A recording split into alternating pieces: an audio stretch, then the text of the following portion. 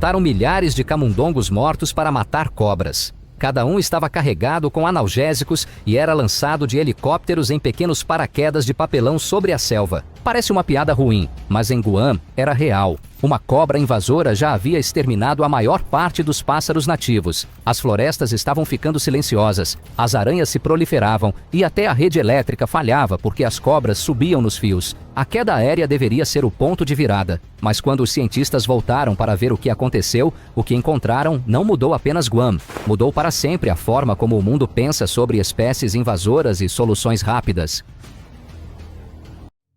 Uma invasão silenciosa. Muito antes dos helicópteros lançarem iscas com paraquedas nas florestas de Guam, a crise começou silenciosamente. Nos anos após a Segunda Guerra Mundial, navios de carga e voos militares moviam-se constantemente entre as ilhas do Pacífico. Escondida entre caixas e equipamentos, chegou uma passageira clandestina, a cobra marrom de árvore, nativa do norte da Austrália, Papua Nova Guiné e ilhas próximas. Era uma espécie definida pela adaptabilidade, caçava à noite, subia com facilidade e se reproduzia constantemente. Guam, sem predadores naturais de cobras e com abundantes presas, oferecia um refúgio perfeito. No início, os avistamentos eram raros, uma cobra na cerca, outra no galpão de armazenamento. Mas nas décadas de 1960 e 70, padrões começaram a surgir. Agricultores encontravam ovos desaparecidos dos galinheiros. Moradores relatavam cobras dentro dos sótãos e subestações elétricas. Biólogos começaram a suspeitar de algo sem precedentes. Um predador invasor estabelecendo-se por toda a ilha com uma velocidade impressionante. As florestas, densas, úmidas e cheias de animais presas despreparados para um caçador assim, amplificaram a vantagem da cobra. O que começou como alguns avistamentos dispersos, virou uma das invasões de vida selvagem em terra mais rápidas já registradas. Ninguém ainda entendia quão transformadora essa invasão seria. As consequências se estenderiam além da vida selvagem, reformulando redes de energia, florestas e a vida diária na própria ilha. A ilha que perdeu seus pássaros. Antes das cobras, as florestas de Guam estavam vivas com o canto dos pássaros. 12 espécies nativas de aves florestais moldavam a ecologia da ilha, dispersando sementes, consumindo insetos e estabilizando o subbosque. Mas a cobra marrom de árvore era uma escaladora diferente de tudo que a ilha já havia encontrado. Movendo-se silenciosamente pelos galhos, caçava ovos, filhotes e aves adultas com eficiência devastadora. No final do século XX, 10 dessas 12 espécies haviam desaparecido da vida selvagem em Guam. O silêncio não era poético, era colapso ecológico. Sem pássaros para carregar sementes pela paisagem, muitas árvores nativas pararam de se regenerar. Estudos científicos mais tarde revelaram declínios de 60% a 90% em árvores jovens das espécies que dependiam de aves frugívoras. As florestas envelheceram sem reposição, sua futura copa enfraquecendo ano após ano. Enquanto isso, outra mudança surgiu. Sem aves para controlá-las, as populações de aranhas dispararam. Pesquisadores registraram até 40 vezes mais teias nas florestas de Guam em comparação com ilhas próximas como Saipan. Caminhar pelo subbosque significava passar por camadas cintilantes de seda, cada uma um lembrete de um sistema desequilibrado. A invasão também perturbou a vida humana. Cobras rastejando sobre linhas de energia causaram mais de 2.000 apagões em 2 décadas, custando milhões em reparos e produtividade perdida. O que antes era uma curiosidade biológica se tornou uma das invasões ecológicas mais destrutivas da história moderna. Falha das soluções tradicionais. À medida que a crise em Guam se agravava, agências lançaram uma série de intervenções. Milhares de armadilhas foram espalhadas pela ilha, cada uma com isca de camundongo. Elas funcionaram, mas apenas localmente. Os vales acidentados de Guam e seu denso dossel tornavam a cobertura total impossível, e a captura removia poucos cobras para desacelerar a invasão. Barreiras foram erguidas para proteger instalações-chave como depósitos e aeroportos, mas a supressão em toda a ilha continuava fora de alcance. Equipes de caça noturna patrulhavam com lanternas, capturando dezenas de cobras, mas a população quase não diminuía. Repelentes químicos produziam resultados inconsistentes. Modificações no habitat, limpando a vegetação ou alterando o terreno, geravam benefícios limitados. Até tecnologias de iscas aromáticas, projetadas para atrair cobras com o cheiro da presa, proporcionavam apenas breves períodos de eficácia.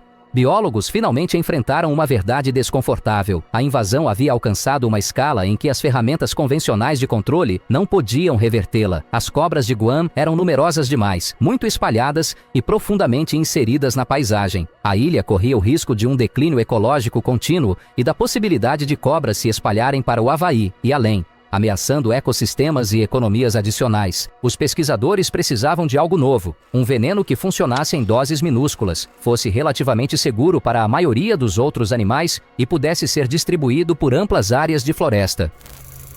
Essa busca os levou aos laboratórios controlados, onde começaram a testar compostos negligenciados. Entre eles havia um medicamento doméstico comum que poucos imaginavam se tornar a base de uma das estratégias de conservação mais incomuns: uma vulnerabilidade na cobra. Em testes laboratoriais, os pesquisadores notaram algo notável. As cobras árvore-marrons eram excepcionalmente sensíveis ao paracetamol. Uma cobra adulta pesando várias centenas de gramas poderia ser morta por apenas 80 miligramas, aproximadamente a quantidade contida em um único comprimido infantil de Tylenol. Mamíferos maiores, por outro lado, precisariam de doses muito maiores para alcançar toxicidade perigosa.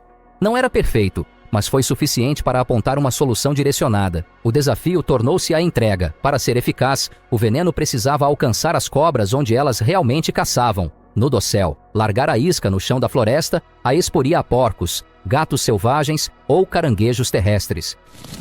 Os cientistas precisavam de um método que elevasse a isca até os galhos sem prejudicar outras formas de vida selvagem. Engenheiros começaram a experimentar designs leves de papelão. O objetivo era simples: garantir que cada camundongo com isca descesse lentamente, ficasse preso no dossel e permanecesse suspenso na altura em que as cobras forrageavam. Após inúmeros testes ajustando peso, aerodinâmica e velocidade de descida, surgiu uma pequena estrutura dobrável. Em voo, ela era compacta, mas uma vez liberada, abria-se como um paraquedas em forma de fita, guiando suavemente o camundongo isca até o topo das árvores.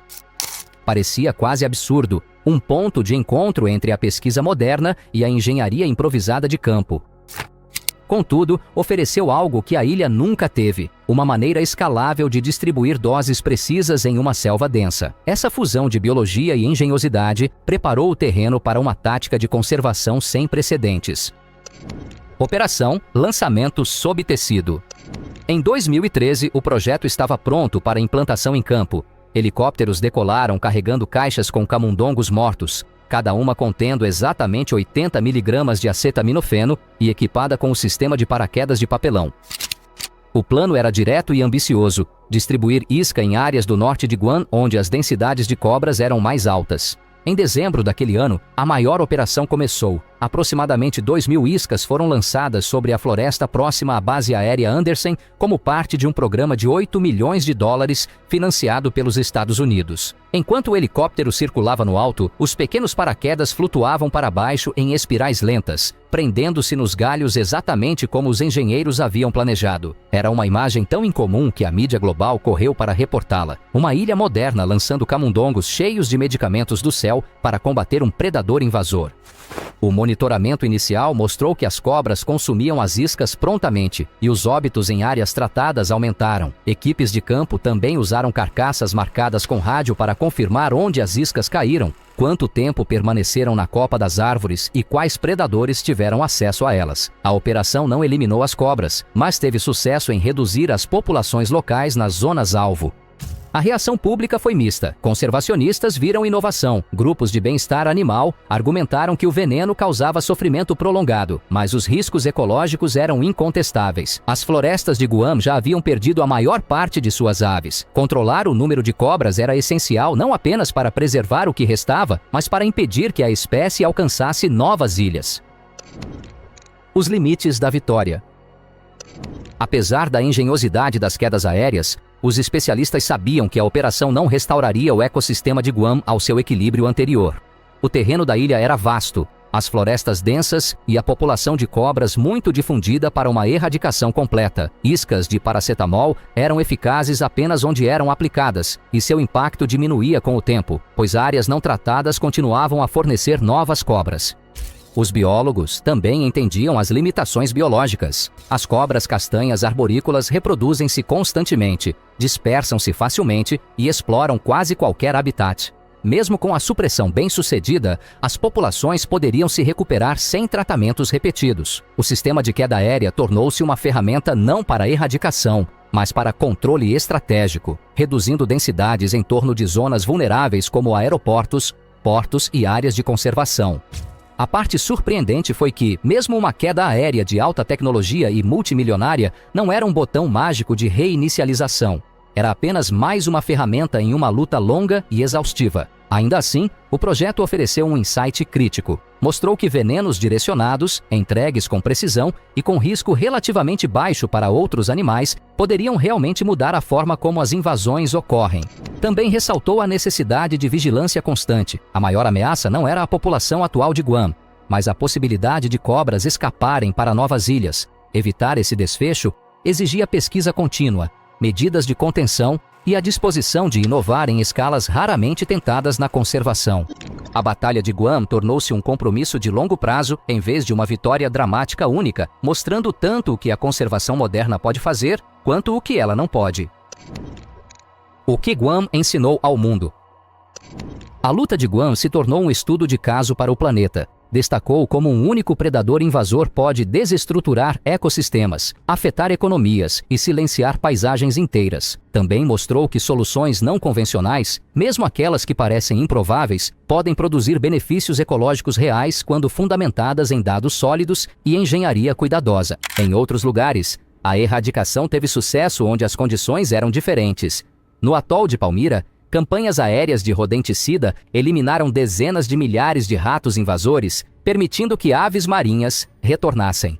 Nas Ilhas Galápagos, uma queda de isca de 22 toneladas na ilha Pinzon eliminou ratos e possibilitou que filhotes de tartarugas gigantes surgissem naturalmente pela primeira vez em um século. Essas vitórias demonstraram o que é possível em ilhas menores ou mais isoladas. Guam, maior e mais populada, apresentou um desafio diferente. A erradicação completa não era alcançável, mas a supressão era possível. E as lições aprendidas ali agora moldam o manejo de espécies invasoras em todo o Pacífico, lembrando os pesquisadores de que a inovação frequentemente começa nas bordas do imaginável. O experimento de Guam provou que salvar um ecossistema às vezes significa usar soluções que ninguém espera. A batalha não acabou, mas as lições dessa pequena ilha já estão mudando a forma como combatemos invasões ao redor do mundo. Se você quer histórias mais profundas sobre como a ciência resiste à extinção, inscreva-se e fique conosco para o próximo capítulo.